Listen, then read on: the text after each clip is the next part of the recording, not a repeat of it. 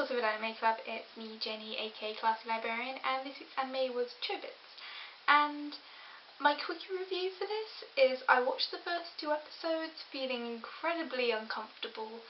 I've worked my way through the first 5 episodes now, and I think this is the first anime that I've watched which I don't intend to finish, because there is quite a lot in this anime that it's both incredibly girly and very romantic, which is something that is almost sickeningly over the top, that I don't really enjoy as a concept in its own right.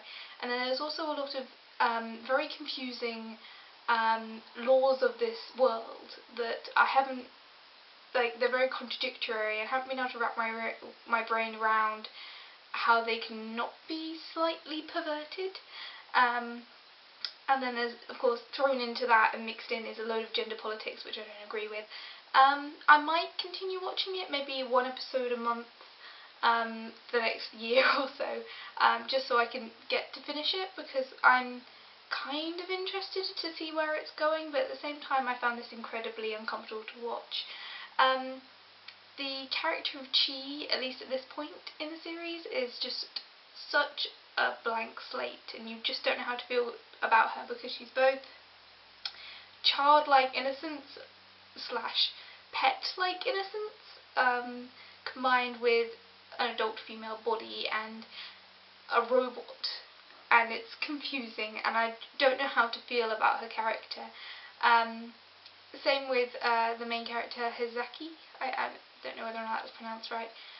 He is a teenage boy, so he has the teenage boy things about liking girls and finding them cute, and liking porn, and wanting to be good at his job and be good as a student and not be perceived as a pervert, and also have all this technology, and he's so obsessed with not being perceived as a pervert that he's too shy to ask for help. And so the thing to do, which would result in him not being perceived as a pervert, would be, hey, I found this robot, I'm going to talk to my friend, my neighbour, and say, how do I turn her on? How do I get this robot to work? And that would have been completely the unperverted thing to do, but instead he takes her home and tries to work it out on his own, because he's too embarrassed to ask for help, and in doing so, it gets kind of creepy. Also, I don't know whoever designed this robot put the start button there, and that made me really uncomfortable. And I've been trying to kind of work out the rules of this universe. As far as I can tell, the way that this universe developed, it either started with someone who thought, let's give this sex toy a personality, or, which I think is more likely, is a world where robots have got to a point where you can either have a walking, talking little sort of companion who does your sat-nav and does your phones and connects to the internet, and then you have to plug them into a screen to actually get an internet screen, but they can basically reel off all the information to you. Or you get the life-size models which do all your housework. And someone along the line thought, instead of having an ugly house robot, let's make a house robot beautiful. And that's kind of, I think, where it progressed. So then you've got these very beautiful, all female, as far as I've been able to tell, house robots that are all objectively very, very sexualized, but I think in the way that Japanese cartoons often do, they're very, very sexualized, but they're also very, very virginal.